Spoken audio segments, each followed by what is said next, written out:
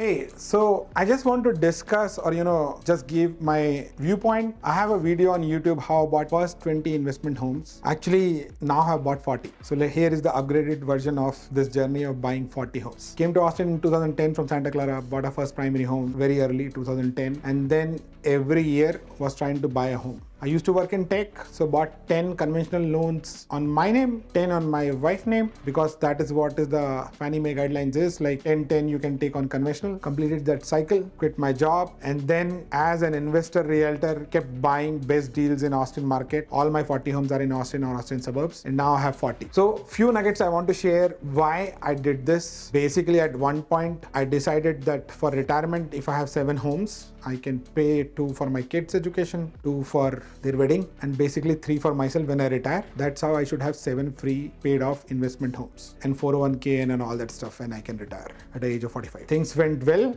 I kept buying aggressively. All my homes are not paid off, but I have 40. I have crossed that 7 number long time back if I sell all of these. Now coming back to if somebody wants to do it, because I keep meeting people who wants to do it. What will be the best steps to do it? If you are in a tech job or if you have a fixed source of income, you can save, let's say 50 to 100K every year as a family. My suggestion is buy rent to mortgage properties. Don't buy on conventional loans. Don't stick with that thing. Hey, I have to go with a builder, get best rates and all that stuff. The trick which I learned later is cash is the king. So if you go cash, all these builders are giving rate buy downs, all that stuff. They're spending almost 6 to 10% of money in the back end to make this home sell as a good price right now. Like they're doing this 2.99, 3.99 and all that stuff. If I am the investor, I'll buy it on a commercial loan, not on a conventional loan. I will take all that money, negotiate with them and take it off the price because that money is going. The rates will come down in 2 or maximum 3 years. Worst case. Then what you're paying upfront is almost going to take 7 to 10 years to match up. If you're paying like $30,000, $25,000, the builder is paying for the rate buy downs. So cash is king. Second, if you buy commercial, it doesn't show on your credit history. Your debt to income ratio will be very quickly hit if you just start buying conventional loans. I bought very smartly. That's why I was able to do 10 on my name, 10 on my wife's name. That is not easy. You most probably will not be in the market to do that if you're, let's say, in California or anywhere else. So I was in Austin. I was lucky to pick those properties at that time. But if you are on commercial, they don't show it on your debt to income ratio. These are commercial. They will not show up in your credit pool. Then you can keep buying, expanding your portfolio based on what your rent rolls are and all that stuff. So my suggestion is don't depend on conventional loans, explore the commercial loans, and as a family, if you can keep buying these properties, you will come to a point that you will have 10, 15 of them. If the market comes to a point where rates go down, the mortgage rates go down, these have equity. You can always refinance, cash out at a lower rate, still be rent to mortgage and buy more properties. That's what I did in 2021. Went from 20 to 30 almost in a year based on this. And I buy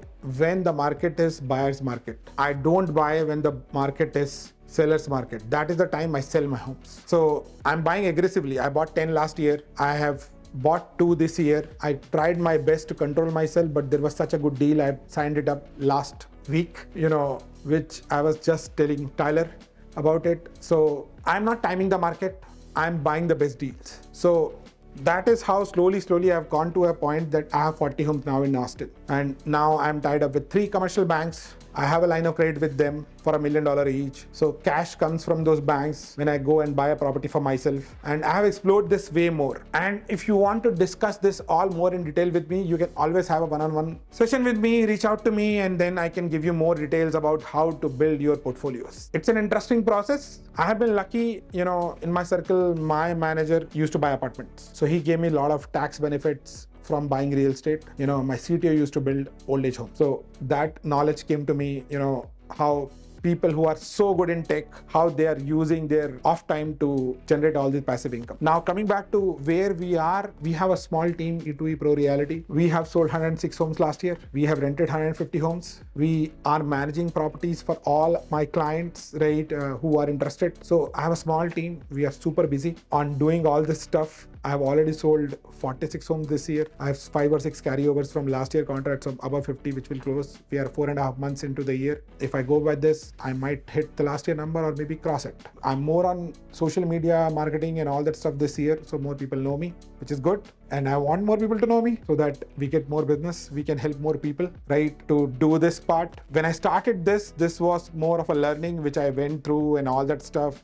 Few friends in circle who helped me out. Now I'm available. My team is available to help you out, get your properties the best deals, manage it, grow it, and work one-on-one with you. So I have Elijah Roche, Tommy, I have a couple of more people who are new learning this as a realtor in my team. I'm growing this team slowly in Austin, and hopefully will grow in all major cities in Texas in 1 or 2 years. It is investment which you keep doing for your life, and it is going to give great returns at the end. That is my experience of working in real estate. It's not like a day trading. It is a passive investment. If you have a job, I don't want you to quit your job. I just want you to focus on this and take this as an opportunity to build your portfolio. And then when you come to a point that the portfolio can manage your job salary, which has happened for me, then quit your job. Thank you.